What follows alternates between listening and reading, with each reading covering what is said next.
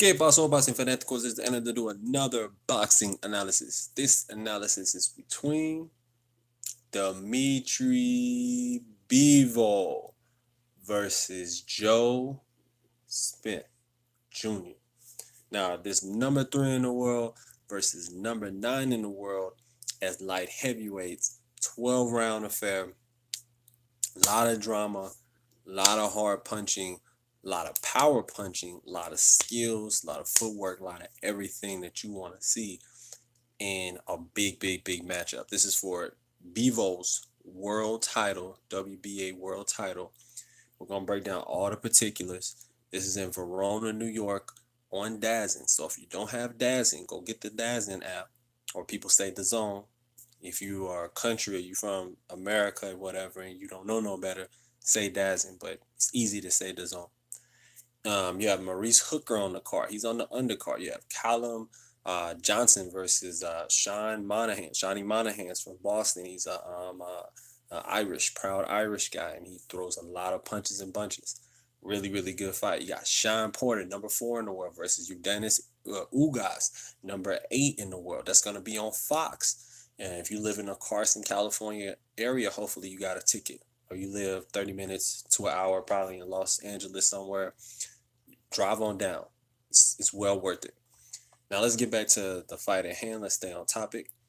All my people that's been, really big into BiVOL, understand BiVOL is a super talented guy. Let's start there. Long, rangy, lots of footwork, lots of different angles that he throws. Very precise with his 1-2. Really smart, good head, decent head movement. He can work on his head movement. He has decent head movement.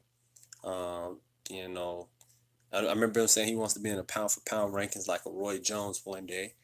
We're gonna actually go to 175, see who is the lineal. Right now, as you guys can see, I'm gonna let you guys see what I see. Hold on. Bam. Vacant. We are vacant right now when it comes to a light heavyweight. This is pretty much my division right now. I weigh between 175 and 180 right now. I'm not trying. I am going to get down to 160 when I start back my fights this year at the middleweight division. I'm a campaign in middleweight. Now let's stay on top. We got Alexander Volstek, who is a power player, the one that put the I don't know if you guys can see him in the hospital. He put Adonis Stevenson in the hospital. Hopefully he's healing up very well. Adonis Stevenson is a good guy, one of the guys that I've met in boxing, and he's hard worker from the Kronk Gym from Canada. Alexander Volstik is an amazing fighter from the Ukraine. Great power, a lot of veracity, a lot of ring generalship, a lot of good boxing skills. 16-0 with 13 knockouts. He has a WBC title. So whoever wins this fight is probably going to try to go for Volstik to get that WBC title, so you can campaign, you can put both titles together, and you can end up having a super fight, a unification fight. And he's undefeated. You got Sergey Kovalev. These Eastern Europeans are beastly right now, especially in the higher weight divisions. Sergey Kovalev, WBO, 33-3 with 1. You got Dimitri BiVOL, who's fighting tonight, who's on topic that we're talking about. He's from Russia, 15-0, 11 KOs. He's undefeated as well. You got Marcus Brown. I don't know if you guys can see him good. There you go. Marcus Brown, 23-0, 16 knockouts. Ellis Slander Alvarez from Colombia, 24-1 to 12 knockouts. He looked terrible. He is a one-hit wonder, as we know. And right now, fuck Alvarez. I'm not a fan anymore, because you don't have a great showing and then you just give up like the way he did. Anyways, Arthur Beterbiev, one of my favorite fighters today. I study a lot of his videos. Crazy power punch. You see he has the wings, as I call it. Those are wings in weightlifting terms. Those are the lats. He got really strong side abdominals, and those are for punching. Trust me, you can get a lot of leverage behind your punch if you have a strong back and strong lats. IBF titleist, 13-0 with 13 KO, super dangerous with either hand, left hook, right hand, doesn't matter. 13-13 from Russia. You got Badu Jack from Sweden, Sullivan Barrera, and you have Joe Smith and Seven Fortney. So those are the power players at that division. Make sure you guys hit that like button. Don't forget to hit the subscribe button. Don't forget to rate this video. So those are three things I really want you guys to do. Another great thing about BiVOL. BiVOL has a really good double jab, really smart. I'm a huge boxing fan. I miss the old school boxing and boxers. A goddess, not Nave. I feel like you are getting a lot of a goddess Navi, a Navi. I think it's Navi, right? Navi. You are getting a lot of great competition because a lot of people are starting to fight each other, and that's what you really need if you want things to be great.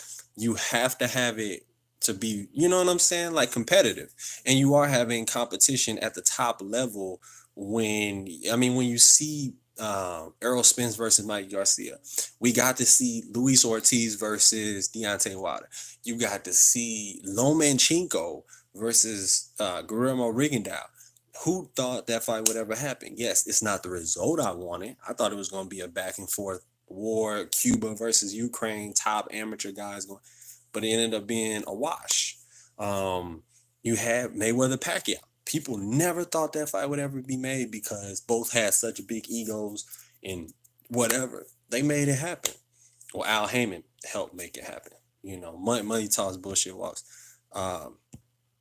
Navi, there we go. I apologize for that. Navi. Prelims on Fox Sports right now. Thank you very much. As soon as I'm done with this video, I will be coming back for a post fight. So if you guys are going to be up later on tonight, I will be laying out all the post fight videos. I'm a little late, but thanks for doing this breakdown. Anything for you? I believe your name is Small Girls. I think that's what it is, Small Girl. Well, thank you, Small Girl, for bringing up the topic. Of course, I'm gonna talk about it if you guys bring up whatever fight that you want me to break down. If you want me to give a good analysis on it, I'm gonna break it down. Just drop what fights you want me to break down below. But I'm gonna stay on topic. I'm gonna break it down. I'm not gonna get off topic anymore because my mind just goes in 1,000 different places. BiVOL, he's gonna use a lot of his jabs tonight. Be ready to see the jab constantly because Joe Smith is really long, has one hell of a jab himself. He's not the most technical, but when he gets his punches going and when he backs you up against the ropes, that's his best chance to catch BiVOL. I think BiVOL's too smart, too intelligent in the middle of the ring to get caught with anything silly. So if Joe Smith wants to show his dominance, he's going to have to push him and bully him against the ropes, similar to what he did with Bernard Hopkins. So that's what I pretty much see there. We're going to go through the 5 keys to victory. But before we do, I'm going to pull up the video of BiVOL I want you guys to see. See here. BiVOL. See BiVOL versus Smith. Okay.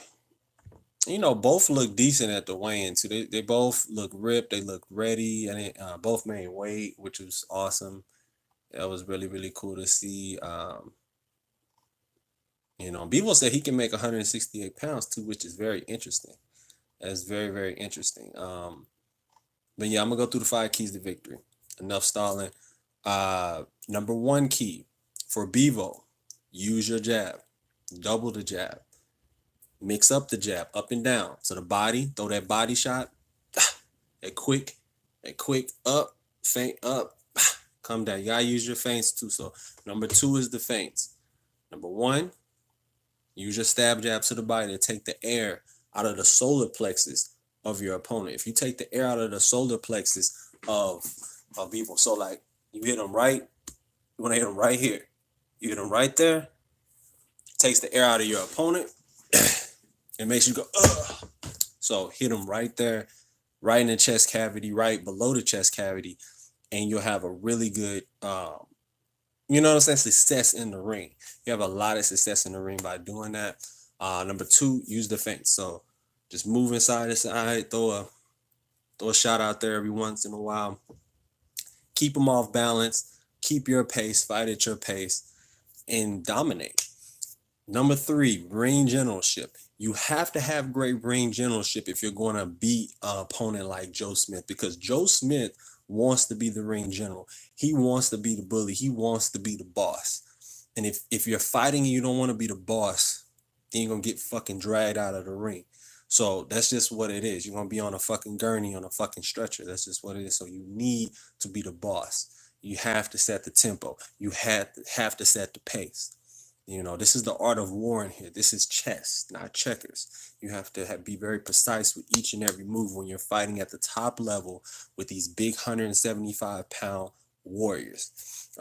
Majority of them, I think Joe Smith hydrates back to like 190. That could be a big, big, big factor in the fight. BiVOL is like a natural super middleweight / small light heavyweight.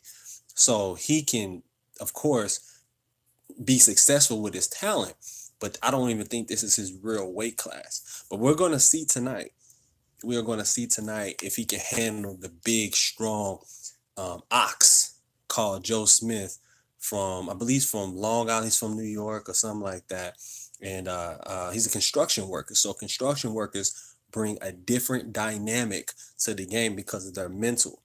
You feel what I'm saying? A lot of them are very, very raw and rugged, and they like the confrontation. They like contact.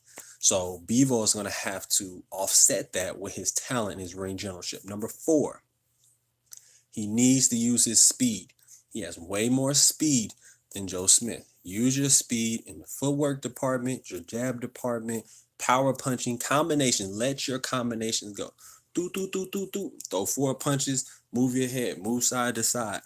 You know, feint down, come up, be smart. And number 5, timing. Time Joe Smith when he comes in. When Joe Smith comes in crazy, just time it. Time it. Come up. Keep your guard up, though. You want to keep your guard up. Keep your elbows in. And just come up with the left uppercut. Joe Smith coming in crazy. Mix it up. It's coming real smooth and precise. You know, dig those uppercuts to the body. Work the body in the early rounds. Put money in the bank. You put money in the bank, you'll have great success. Don't forget to hit that like button, hit the subscribe button, and rate this video. 5 keys to victory for Joe Smith. Joe Smith has to set the tempo with his jab to offset the tempo of Dimitri BiVOL. That's number 1. Number 2, use your aggression. Use what got you here. Use what made you famous on HBO in the first place. And that's your aggression and your overall dominance. Set the tempo with your dominance in the ring. And that means throwing the right hand consistently, throwing combination punches, making BiVOL tie you up. And every time he tries to tie you up, push him. Push him. Number 3, you have to find your range. This is not talked about enough in boxing, is range. If you're a long distance fighter, if you're an inside fighter, long distance is more for BiVOL. It's going to favor BiVOL. Even though Smith is longer, BiVOL fights better from the outside than Smith does. Smith is a come get you type of guy. He loves mid-range, inside game. So those are your realms. Go to the lakes and the rivers that you're used to. Just like TLC said. So make that a priority in the fight. Number 4, anything that BiVOL tries to do, you offset it. So move to the side when BiVOL's trying to throw those combinations. Turn them. Throw your combinations. And reset. Make them reset. Number 5, keep your guard up. Keep a tight defense because BiVOL is super fast and sometimes he is going to throw a lot of combinations. If Smith is smart with his defense, he can prevent so much damage in earlier rounds and probably make BiVOL tired and then take over the fight from there. So those are the 5 keys to victory for both fighters. Drop what you guys think is going to happen in the comment section below. And don't forget to watch the Fox Sports fights that are on right now. And I believe if you have the DAZN app, you can watch those undercard fights as well. that's going down right now. So I want to see what you guys are saying in the chat. Hold on. Joe the working man. That's right, Lord High Executioner. BiVOL does look like he has little baby fat. Yeah, just a little bit. Just a little bit. BiVOL by decision. Last but not least, I know you guys want to know, what's gonna happen. What's your prediction? What's your analysis? My final analysis. Who do I have? I got BiVOL. It's a close one. It's gonna be close. But I got BiVOL. If BiVOL is intelligent, he's going to dominate with his jab. He's going to dominate with his footwork, and he's going to dominate with his combination punching. Those three things: jab, footwork, It's really simple because BiVOL's a really simple guy. It's not like he's Juan Manuel Marquez throwing the 45 punch combination and all these different things. He's real basic a lot of the times. He throws his 1-2. May occasionally throws a 1-2-3. Sometimes set you up with a 3, jumping into it with the left hook. He has a really good stab jab, so you're gonna see a lot of stab jabs. But at the end of the day, I think BiVOL's gonna win by 12-round decision. Who do you guys think is gonna win in the comment section below? He may stop Joe Smith, and I'll be impressed if he do that. But he's gonna have to really, really, really